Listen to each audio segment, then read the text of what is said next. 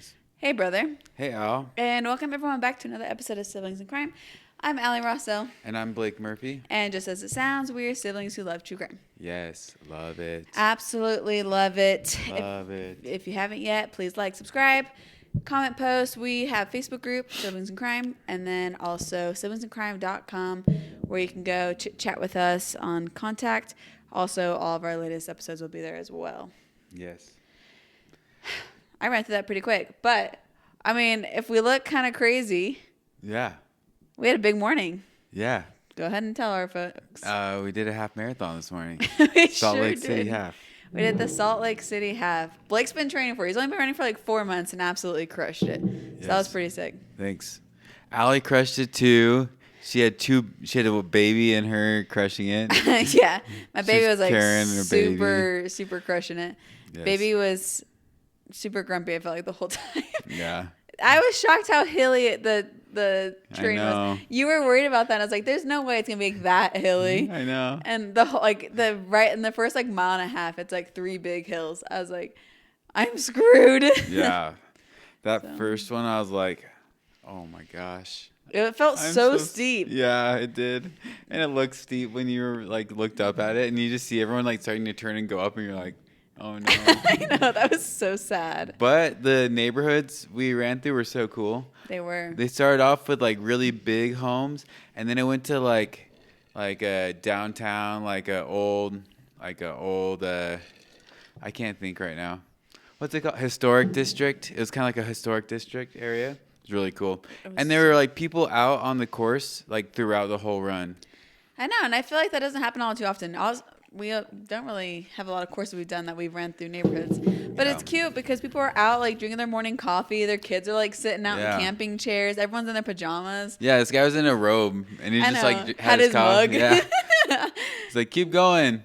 I thought that was awesome. Yeah. It was like fun seeing people along the whole way. I wasn't expecting that at all. The only time it like kind of got quiet was we turned on this main road and it was like the last like mile and a half. I'm like, wait.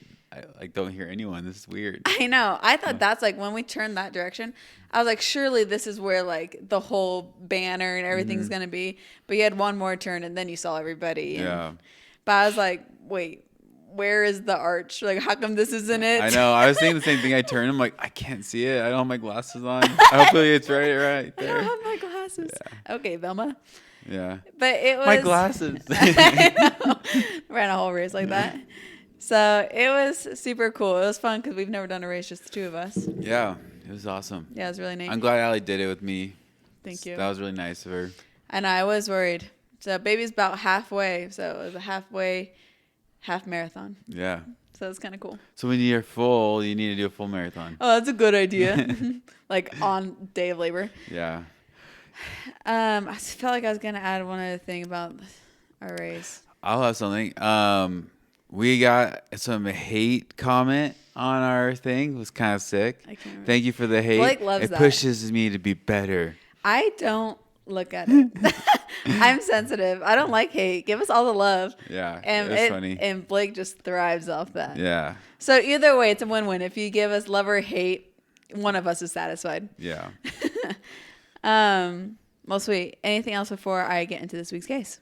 It was cold this morning. It was cold this one. I'm sure they're super curious about our temperatures. Yeah, and we had to ride a train thingy to the race, and it was packed. And then this one I was time, like getting claustrophobic. I was like, wait, I'm going to be sick now. Yeah. I hate that. And then like there's this one like really fast turn or stop, and everyone fell down. And this old man was like couldn't get up, and everyone was trying to help him. It was up. so And there's like no sad. space. Yeah. I was like, how does someone even fall? Because we were like generally so packed in there.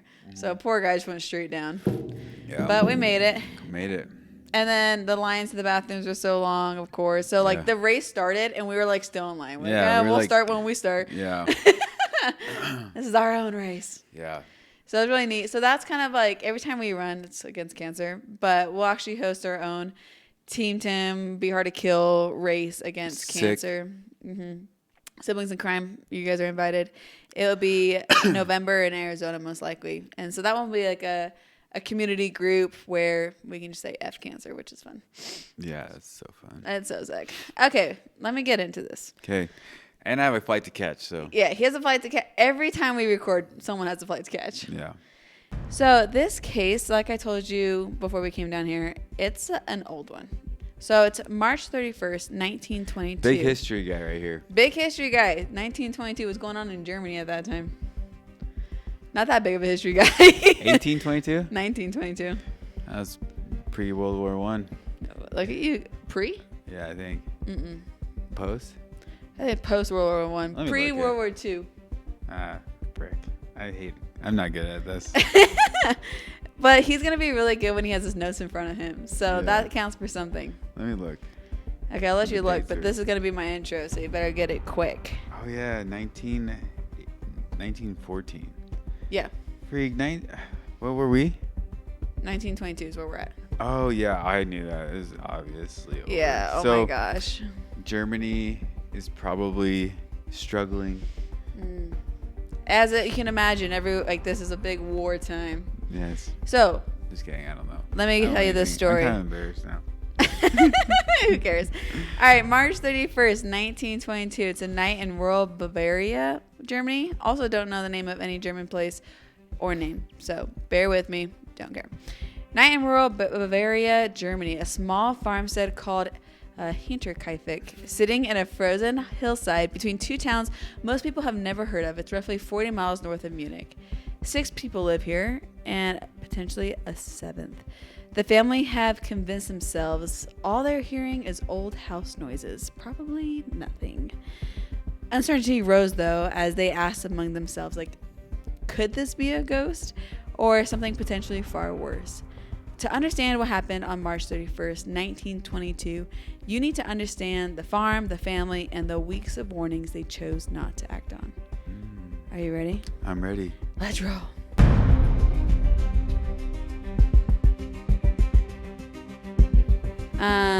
So the Hinterkaifeck farm. I think I'm saying that right. Hinterkaifeck. It was funny because you sounded that out and then you said hillside and you're like, hillside. Oh, did I? You started to sound out hillside. Probably because I'm so used to slowing down for every word I see. Mm-hmm. The Hinterkaifeck farm. It had been in the Gruber family for decades. So 6 people called this place home. We have Andreas Gruber. He is the dad. He is 63 years old. He's a stern guy. He's notoriously difficult. Yeah, he sounds hardcore. Yeah. I feel like Russians more have that stereotype. But to me, German and Russian, that's the same thing, right? So he's notoriously difficult. Neighbors describe him as a man with an extremely aggressive and brutal temperament toward his wife, children. He even has grandchildren that we'll talk about. Neighbors, all he kind of just runs this farm. He thinks he runs the town type of personality. Probably does. Probably. So he makes the decisions. And as far as Andreas is concerned, that's all there is to it. Mm-hmm. So then we have his wife, Cäzilia Gruber. She's 72 years old. So she's almost 10 years older than Andreas. Interesting. That's kind of rare. Usually it's the other way around. Yeah, especially that many years. Yeah, so we got a little bit of a cougar going on. But Cäzilia, she seemed there's not much written on her. It seems as though she's more of just the wife. Yeah. She does all the house things she's supposed to do. They together have a daughter named Viktoria, Gabriel. So she's 35, and she's actually a widow. And this is how I knew World War I was earlier, because her husband, Carl, had reportedly been killed in World War I in the December battle in 1914. So she stayed on in the beginning. What? Nothing, keep going. Oh, yeah. So she stayed on the farm with her 2 children. And, of course, it makes sense with stability. She's staying close to family. So her 2 children. She has a 7-year-old named Cäzilia, so named after her mom. Okay. Cäzilia Gabriel. Mm-hmm. And she was a curious gal. She loved to sing. She was the type that asked a million questions, to her parents, to her teachers.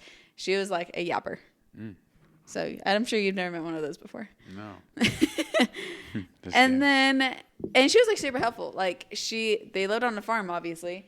And she was one of those girls who grew up on the farm. She's the one tackling steer, all that stuff that we the girl outside of Jersey Mike's. There's this girl, and she was just kind of just like a brick house. And I was like, that girl looks like she grew up on a farm and just wrestled steers. Yeah, so that's how I imagine Cäzilia is gonna grow up to be. Is she was just like a hardcore girl. She just couldn't be like rough and tough, but also had that like cute little girl side where she loves to sing and dance and all that stuff as well. And then we had the baby of the family, and this is 2-year-old Josef Gabriel. So, child.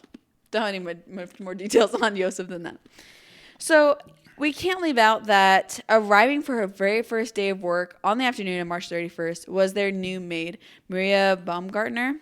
She was 44 years old. She was quiet, reliable. Everyone knew her as like very detail-oriented, careful. Exactly what you want in a maid. Sounds like a great lady. Mm-hmm. So she had been on the farm for 1 day when this whole story ends up happening. Yeah, it was like worst timing possible. Mm-hmm. But before that fateful day, life on the farm was already pretty messy. It's always funny when you hire someone and then like really bad things happen. Yeah, I swear it's not always like this. It's always like this. Trust me to stay. The one time our family cooked for another family or for Sav. It wasn't Sav, it was Haley Brownlee. Oh, yeah. And like the steak wasn't cooked. Everything was like messed up. The bread was just a dough in the middle. Like we swear we actually can cook.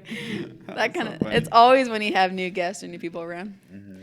So in 1915, Andreas Gruber and his daughter Viktoria, the two of them both, were convicted in the Newburgh District Court of incest. Oh wow. Yeah, crazy, huh? I had to like process that. I could tell. It took a while. I was like, where is this reaction? Yeah, so he's like 63, I think I said. She's 35, around those age ranges. The relationship had occurred between 1907 and 1910. Andreas was sentenced to 1 year in prison, and Viktoria served 1 month. Now, also, you got to keep in mind that... I feel like that's a little light. It feels like it's a little light, but you got to keep in mind also... Like, was this a relationship or was this abuse? Because... Yeah. She got jailed. That's weird. Yeah. Unless it's, like, actually a relationship. But well, how do you also prove that? So, I guess, like, the legal context of this, you got to keep in mind it's early 1900s, Germany. So, incest laws often punish both parties, even when what is the word? Like, when you're coerced? Just say force. So manipulation. Yeah. Yeah. So like if they got like. It kind of sucks. You're like, I'm not gonna tell because I don't want to go to jail. Yeah, exactly. So like even if you're manipulated at the time and that's how you were involved, courts didn't always distinguish clearly between consent and abuse, like obviously the way we do now. So do I know for a fact? No. Like could that have been mutual? Maybe. Either way, sounds they like both it because they were like, we'll give you a month. We have to give you something. Yeah, which is so sad to think about. She's like, dang, I got a month for like being a victim. Yeah. So we don't know for sure. Regardless, Andreas served his year. She did her month. And then Andreas just walked straight back to the family farm and acted like nothing happened. I'm like, how awkward. Weird. Now we have the whole family. Like, how weird for his wife, Cäzilia. Be like, one, what does she know? But two, the whole family dynamic's got to be so uncomfortable. Yeah. I hate that. Time to move. Yeah. So very messy, huh? So if you listen to the intro, which sometimes you do, sometimes you don't. Yes. You probably would have noticed that I said how by 1922 some odd things were happening around the farm. Yes. Maybe another person. Maybe another person. I've never heard you talk like that. I didn't mean to. You can tell we haven't been sleeping and we're tired. Yeah. But so yeah, exactly. Maybe another person. Maybe weird sounds. It was at this time that the family's original maid, so obviously we got a new one. The original maid, though, is Crescence Rieger. She had quit. Reason being, she was telling people that she kept hearing strange noises coming from the attic, and she was freaked out. She had a feeling that she was being watched when no one else was home. She believed the house was haunted. It's kind of like the peanut butter guy in the walls. Oh, wow, that's an old... We did that case, right? Yeah. Yeah, that was creepy. I totally forgot about that. Yeah. That one haunts me for some reason. Yeah, that was weird. Yeah. So, yeah, she's thinking either it's a ghost or someone's in the walls. I don't know exactly. I know that she was telling people for sure she believed it was haunted. So she handed her notice in and she just walked right away. She said, absolutely not. Don't blame her. Yeah. And I say, I respect her for that because so many people stick around and bad things happen and then you're there for it. Yep. So I was like... The maid's there all the time. I feel like you should listen to the maid. Like, you're right.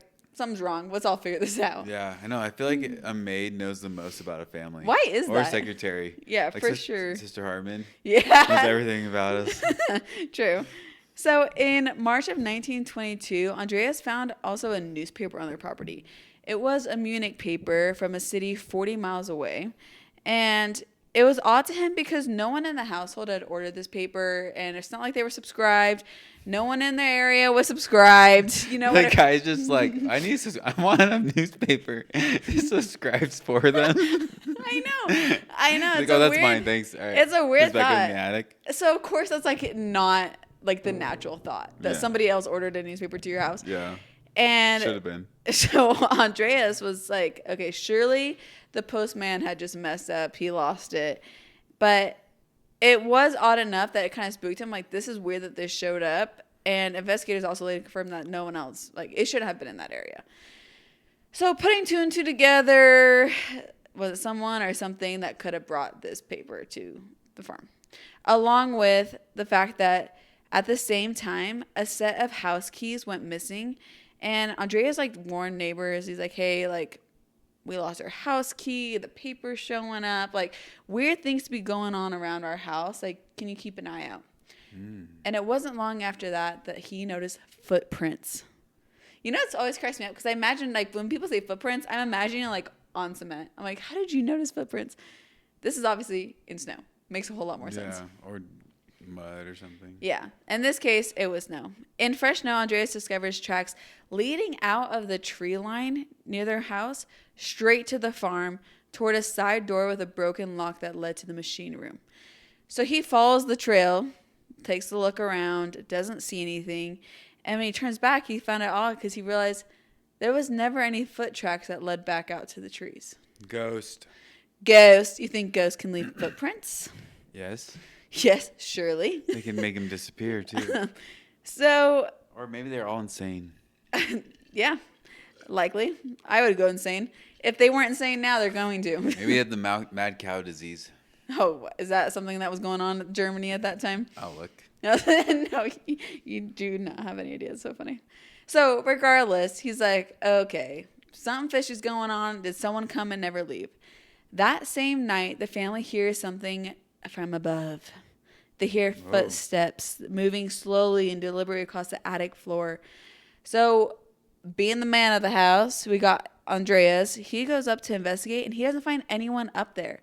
So he comes back down. He doesn't call the police. He just tells his neighbors to keep an eye out. And he refuses to take any other help. He just says, this is weird behavior.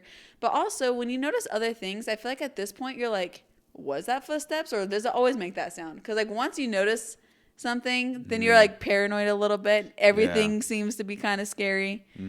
That's why I love scary movies. But it's, like, so much more fun when you're, like, all, like, getting freaked out. Yeah. Because, like, if someone, like, laughs and, like, it's screwed, it's not scary anymore. Yeah, like, theaters aren't as scary. Yeah, you gotta, like, freak yourselves out. Like, you gotta set the whole scene. And it could be that situation. Like, are they hearing these things, or are they starting to kind of get freaked out and imagine it? Do you have any guesses? No, I actually don't.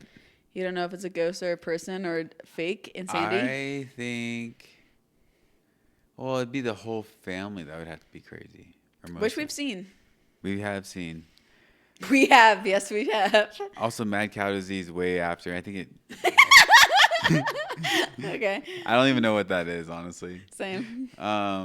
But I think... Let's just go with everyone's insane. That's more fun. Okay. Until it's the truth, and that's kind of a sad thing. That's true. I feel bad, actually. Well, our Australia case where everybody did kind of have like a shared psychosis moment. It is pretty fascinating just how like psychology works. Yeah. Okay. Well, anyways, so I would have said person if the footprints didn't disappear. I know that's kind of what these. Yeah, I think that's like a strongly believed thing as well.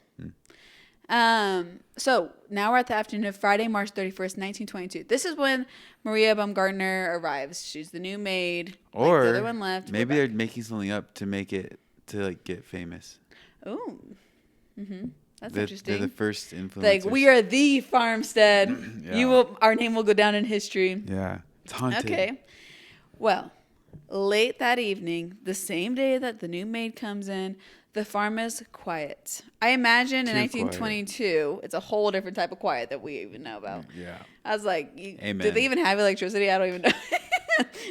Probably. Probably not much if you're out in the middle of nowhere. So I imagine when it gets dark, the town shuts down. It's not like you're going out, all that stuff. The pubs are open, I bet. Well, I'm saying they're like in the middle of nowhere. Oh. For a farm town, it's like, okay, you did your responsibilities. You fed the cows. You did everything you were supposed to do. Now it's time to wind down and get ready for the morning. Yeah. So they're winding down. And then suddenly a sound came from the barn. Andreas Gruber gets up. Maybe it's the livestock. Maybe something had gotten out. Maybe it was nothing. But like I said, he's kind of the guy that always checks up on things. And he pulled on the coat, walks through the stable, and pushes can I just open. Check tomorrow? I know. He pushes open the barn door and goes inside. Minutes pass. And he doesn't come back out for a while. He's dead.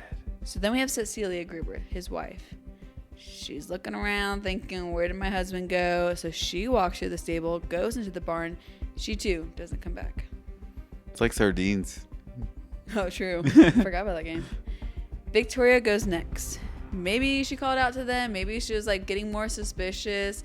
I don't know how long it takes until you're like, why is no one coming back? Yeah. Maybe it's a German thing. We wouldn't know. So maybe she thought that was a perfectly good explanation. They figured out what the noise was and they're just putting stuff away. Mm-hmm. Regardless, she goes into the barn. She too doesn't come back. And that's when 7-year-old Cäzilia Gabriel, maybe she was trying to get ready for bed. She's like, where's mom? Where's mom, pa? Yeah. Where are all these people I'm going? hungry. Yeah, where's my bedtime cookies? Where's everybody? She was just singing in her choir, doing all her dance moves and all those things. And now she's like the lone person on this farmstead wondering where everyone's at. Yeah. So she goes looking for her family. She goes into the barn. She doesn't come back. Okay, how does everyone know if there's no more people? Oh, the maid. So, inside the farmhouse, the house, not the barn, Maria, the maid, she settles in for the night. This is her first night on the job. She is with 2-year-old Josef, who's asleep in his bassinet. And the house is so still and so quiet. And whatever's happening outside, she has no idea what's going on. Because this is her first night. She doesn't know what's normal family behavior. Like, maybe they all go hang out in the barn at night and I'm, like, not invited. You know? So she has no way of knowing if this is normal or not normal behavior. Yeah. But then death quietly makes its way from the barn to inside the farmstead. Oh. Josef first in his bassinet, then Maria in her room. By the time quiet settles over Hinterkaifeck, all 6 are dead. Wait, what? Why did you say creeped out of the barn? Because that's how death makes its move. Whoa. So they're all in the barn dead, or they're in different places dead? So we know the 4 went into the barn and didn't come back. So we can presume they're there. And then we have Maria and Josef, the baby, dead dead now in the farmstead, in the house. The baby's dead? The baby's dead. So everyone's dead? All 6. Oh, wow. Dead. So the night passes. Then comes April 1st, April 2nd, April 3rd. Time moves on. Yeah. Smoke rises from the chimney. Animals are fed. The bread disappears from the kitchen. Candles are lit at night. From the road, everything looks totally normal. Weird. Bizarre. Maybe it's a real person. How bizarre. Over that time period, so like during those missing days, coffee sellers Hans and Edward, they knock on the door on April 1st and no one answers, of course. So they walk around the yard. Door-to-door salesman. Yeah, exactly. Coffee sellers. They walk around the yard. They don't find anybody. Nobody's home, so they just finally leave. So another day's pass. Young Cäzilia, she doesn't show up for school. The family now doesn't appear at Sunday worship, which is a regular for their family. Mail piles up the post office uncollected. Things are starting to look abnormal. Mm-hmm. It's a small town. People are going to notice. Absolutely. On April 4th, a mechanic named Albert Hoffner, he arrives to fix an engine as scheduled. He waits for an hour. I think it sounds as though he's supposed to be working with Andreas on this. Mm-hmm. Still nobody shows up. So he does the repair himself for over 4.5 hours. So he just like does his thing, which is pretty remarkable mechanic man. Most people would leave. Yeah. He's like, I'm charging for this. I'm out of here. I know, true. I'll leave a bill. So the only sound he hears the whole time is the family dog howling somewhere inside the barn. That afternoon, Lorenz, wow, this one is a fun one. Schlitzenbauer. Yeah, Lorenz. Right. He is a neighbor, and he sends his son and stepson to go check on the farm. And they come back, and they report that it was just quiet. They didn't see anything. Because now, like you said, it's a small town. Neighbors are noticing, like, this family is not popping up where they usually are. Mm-hmm. Lawrence still is unsettled by the eerie quietness. So he gathers his two other neighbors. Smell? Not that they've discovered yet. Maybe they're frozen. Is it that cold? It is pretty cold. It's April, but I don't know how cold it is typically in Germany. But we know that there was snow on the ground not too long ago. Yeah. Look at you, like, with your Google search today. Yeah. This is what happens when you don't have your live up. I know. So he gathers two other neighbors, Michael and Jacob, and the three of them walk over to the Hinterkaifeck farmstead, and they go investigate. So now people are actually going to investigate instead of just, like, going to go do sales and fix their cars and whatever. People like, are actually looking. This is suspicious. Right. Did you find a temperature for Germany in March and April? No. Okay. Well, I'm going to move on. Okay. And so should you. I'm going to figure it out. Okay. Well, they step inside. They get into the barn. Okay. And there, half buried under hay, are 4 bodies. We have, obviously, Andreas Gruber, Cäzilia Gruber, Viktoria, and 7-year-old Cäzilia Gabriel. They were stacked, beaten, and left in the dark for 4 days while smoke rose from the chimney and everything else seemed normal. It didn't take long to then find the maid and the 2-year-old in a similar state inside the house. Jeez. That's horrible. Scary. Terrifying. People whisper about potential rogue killer on the loose, but others wondered, was the first maid right? Because she left the place and everyone knew she left because she thought the house was haunted. Yeah. And then Andreas is saying that the keys are stolen and that there's footprints that are, like, leading to nothing. And so, like, the neighbors know suspicious things are going on. So now they're wondering, could she have been right? Was there a ghost living in their attic? It seems like a person to me. Just because it's like a beating. Mm-hmm. I feel like you don't hear of ghosts hurting people. I know. I feel that way just, too. Like, haunting them. They're just kind of like scary. Yeah. Yeah. Well, autopsies were conducted the following day by court physician Johann Baptist Almiul, or good enough. His findings were grim and also limited. Obviously, 1922, yeah. No DNA. That's not a factor. Wouldn't be a factor if it was a ghost either, I suppose. Yeah. So Cäzilia Gruber, the grandmother, she's 72 years old. She showed signs of strangulation and had been struck 7 times in the head. Her skull was cracked, and investigators found evidence that she had torn out clumps of her own hair from the barn floor in the dark before she died. So what they can tell is that she had defensive marks. She was a fighter. Like, she seemed like she was the one that put up the biggest fight out of the entire family. I want to know what Andreas's wounds are. They're all very similar wounds. Like, she's the only one that gave us, like, a number of, like, how many times she was struck. But all of them were hit, like, the same way. I say maybe he killed them all and, like, a family annihilator. Yeah. I know. I think about that a lot because I feel like it's not that often that happens. But when it does, it's, like, the most unsettling thing ever. I'm like, how can you kill your own kids and stuff? So, from what they can tell... From what they're, I guess, investigating, is they think that the weapons seem to be what's called I'm probably the only one that didn't know this, a mattock. There's, like, a German word that they always used, but mattock is, like, the farm tool that is English. It makes more sense to me. Similar to a pickaxe. So, very disturbing tool. Yeah. And that would be a painful one. Yeah, and it belonged to the farm. So the killer, whether ghost or real, brought nothing with him and just used what was already there. Yeah, I've heard of that happening for, like... I can't imagine. That's freaky. I'm like, you plan on taking down 6 people? Just, like... I mean, maybe that wasn't the original plan, but... It sounds like to me, it sounds like he was just chilling there, could stay out of sight, was caught, killed everyone because he didn't want to get, outed. Okay. So like needed a place to stay. Kind of like a homeless guy situation. Yeah. Like wanted to stay in the house. Yeah, kind of insane, though, because... He could have just ran away, but, he wanted to probably stay on the farm. It's crazy that he's taking care of the farm, if it is a person. That's what I was going to say, is that, as you probably noticed. Which is probably smart, because then people don't notice as it takes fast. longer. Yeah. Well, that's what's creepy, is that the killer, after slaughtering an entire family, just never left. Like, he had been living here among them.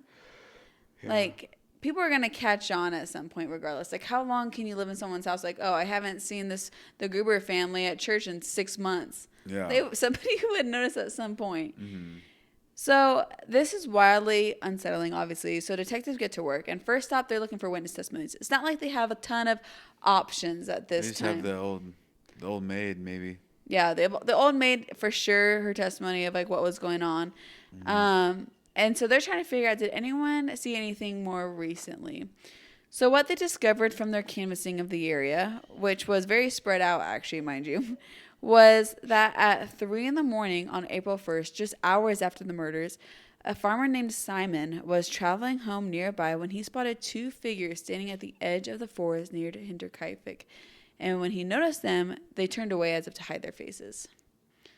Odd behavior. Did you just listen to a podcast like on this? No. Yeah, I mean, I listened, upstairs yesterday. I probably heard, like, this part on it. It sounds familiar? Yeah, just that part.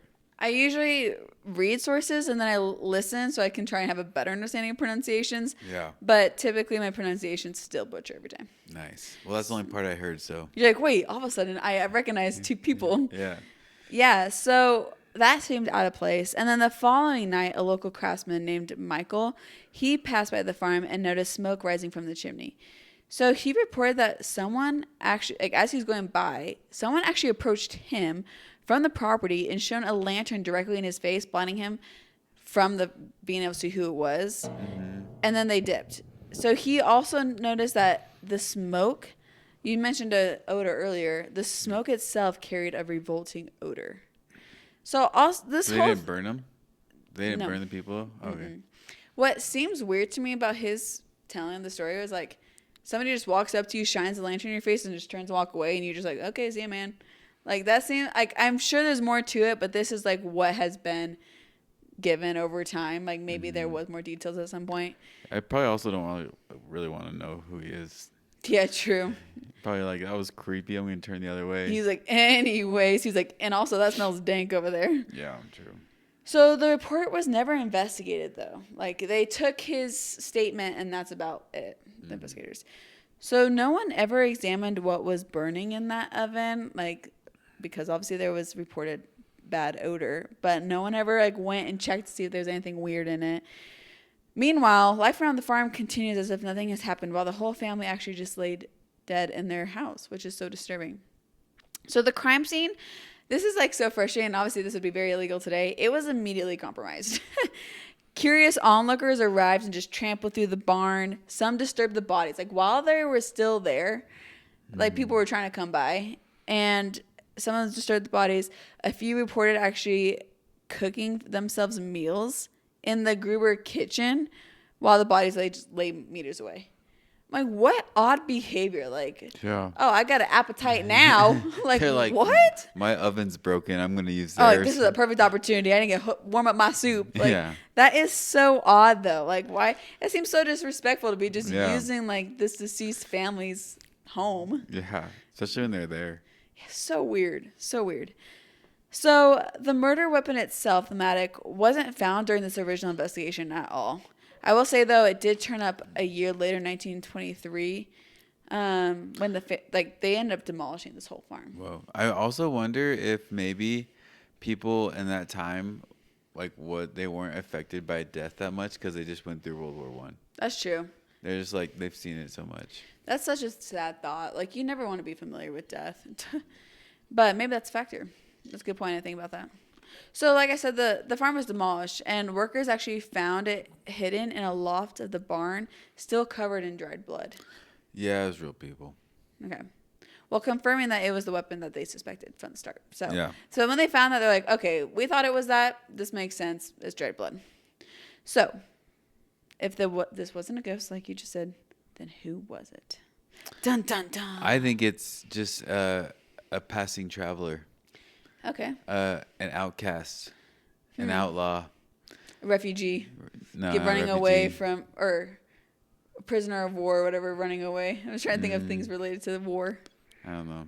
But I just think, yeah, someone who's probably running from the law and just, wreaking havoc. Yeah, and he's, staying on the farm, and they caught him, so he killed him and lived there as long as he could, and then off to the next town.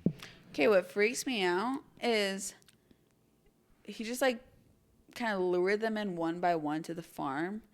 Like, obviously, if he tried to take on the family by himself, like, he would not have been successful.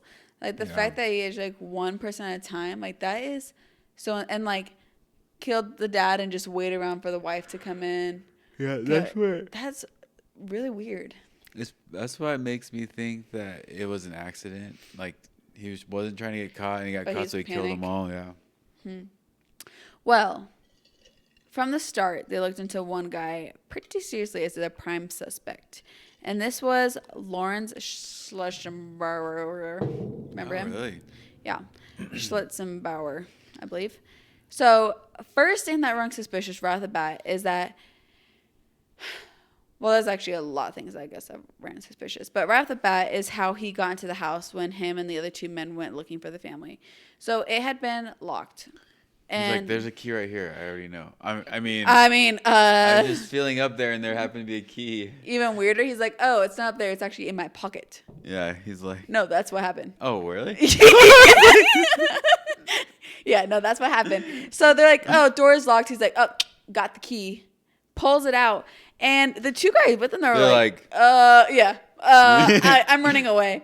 That's terrifying. He's like, wait, just come into the barn really fast. Yeah. Oh my gosh, sure.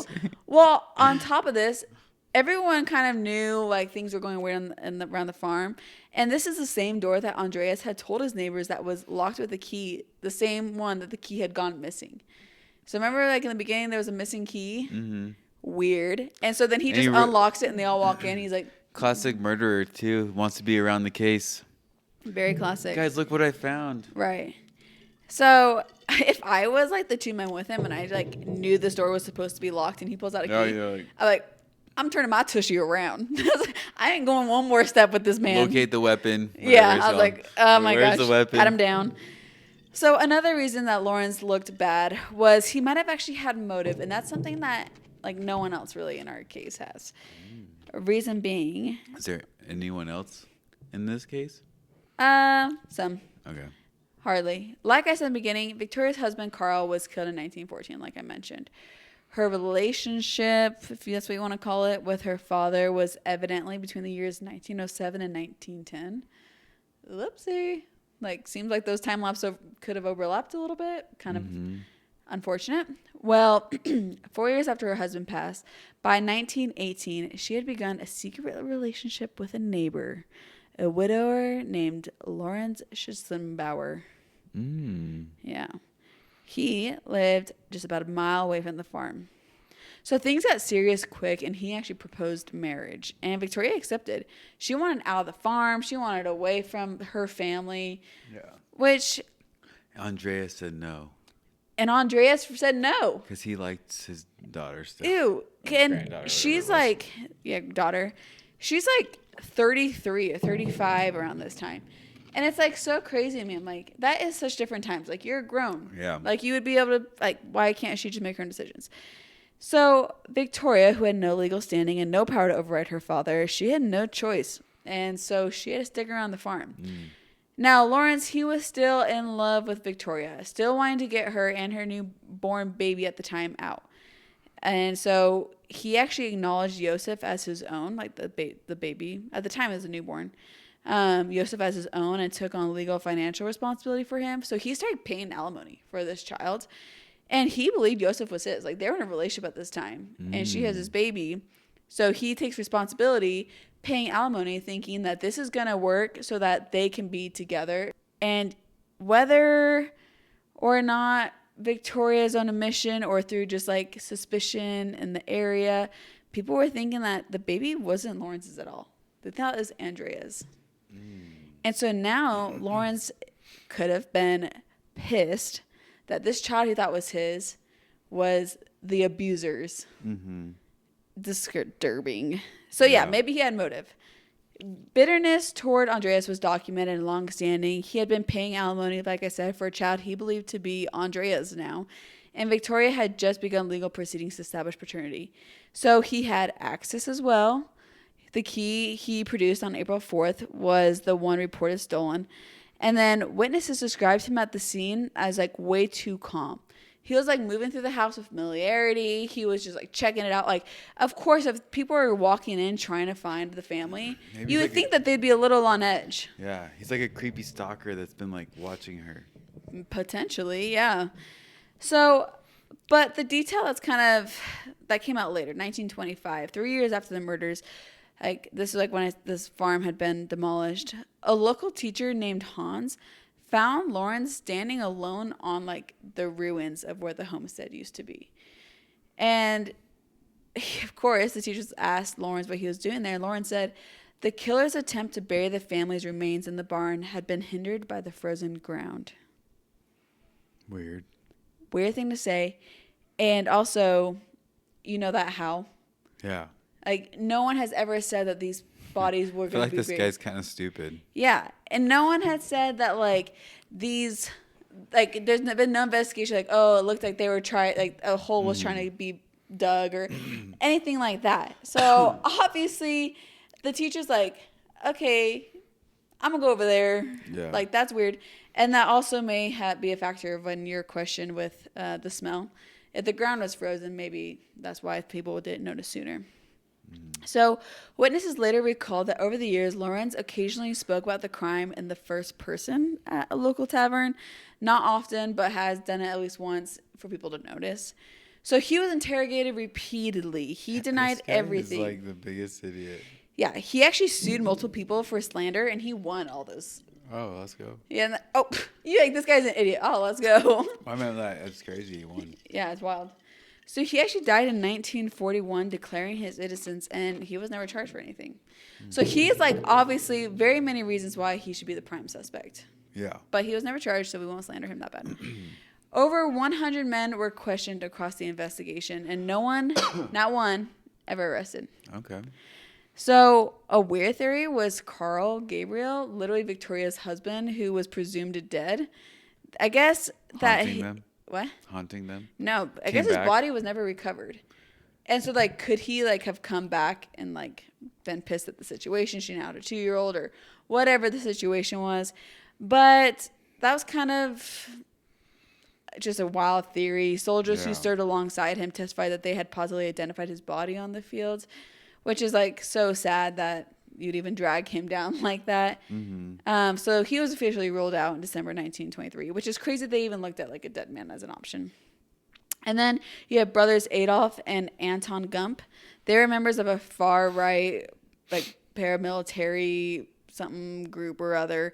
They were flagged as suspects just 9 days after the murder. I guess their sister had stated on her deathbed that her brothers had done it, and that's so savage if they hadn't. And she's like, takes them down with her? That's crazy. That's weird.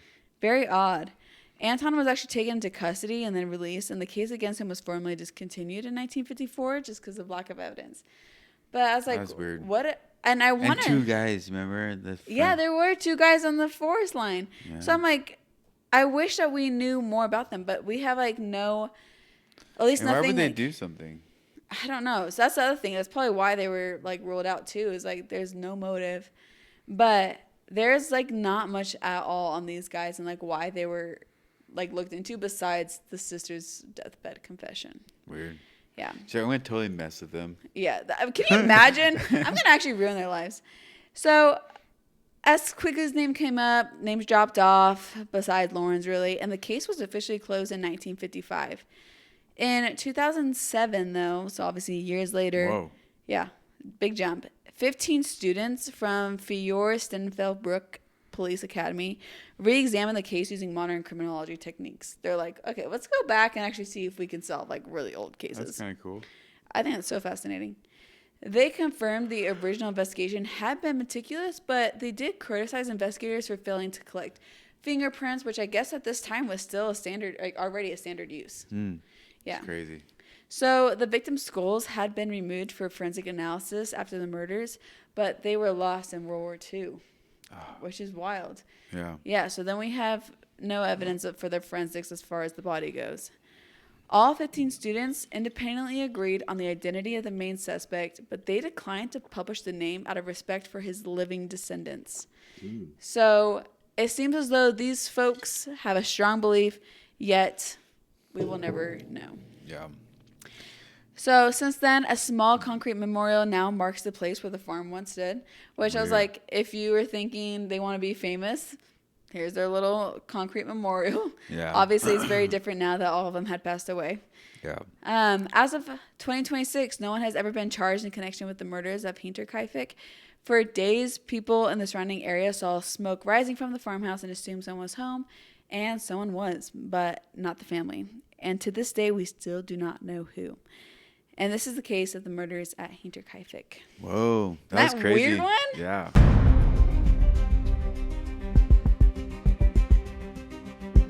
I know it's Kind of like mysteries. I know, but I love answers. Yeah, mysteries of history and life on Earth. Wow, that was beautiful. Yeah, it is a podcast listen. Your hobby is history now? It was just mysteries, but Right. Well, do you have a key word for us? yes, it is. What's that weapon? The weapon. I knew you were going to do that, Matic. The Matic. Let's look up. Matic. Or frozen ground. Ooh, scary. Yeah, this is what it looks like. These guys. Oh yeah, that's what that thing's called. Yeah, I guess. know. That's definitely a pickaxe if you ask me. Same. But there was like some tougher word, and I was like, I'm not even going to give it a go. Yeah. All right, so Matic. Spooky. Yeah. Well, before we go, do you have any true crime news for us? Any true crime news for us? Yeah. Rex Hewerman, Oh, Rex from last week. 62, admitted in court to strangling 8 women and dumping their bodies on Long Island. After years of pleading not guilty, his ex-wife also revealed in a Peacock documentary teaser that he told her 8 without hesitation when she asked how many he killed. The Gilgo Beach killer confesses. When did he confess? Did we know that last week? Yeah. Oh. All right, story number 2. Diddy's appeal hits a wall.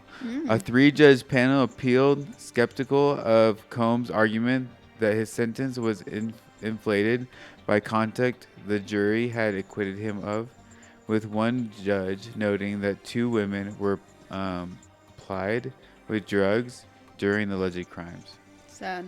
Yeah. Diddy sucks. Story number 3.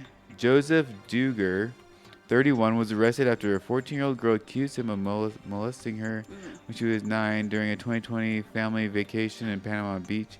He pled not guilty, returned home after posting a $600,000 bond with orders for no unsupervised contact with minors. That's so sad. Yeah. Alice Q and the George. These are weird names. Alice Q disappeared in Taiwan's Taroko National Park in 2019 while traveling with her husband. He was later arrested on perjury charges based on inconsistent testimony in civil dispositions. These are kind of weird ones, but we'll go with them. Documentary, Trust Me, The False Prophet. What The Netflix documentary follows cult expert Christine Marie and her husband as they infiltrate the inner circle of Samuel Bateman, Warren Jeff's self-proclaimed heir, ultimately helping lead to his arrest and prosecution. Cults freak me out. Yeah, this is the FLDS. Warren Jeff's guy. So, That's unsettling. yeah. Well, that's it for True Crime News. True crime news. And that is it for this week's episode. Oh, wow. They had a ton.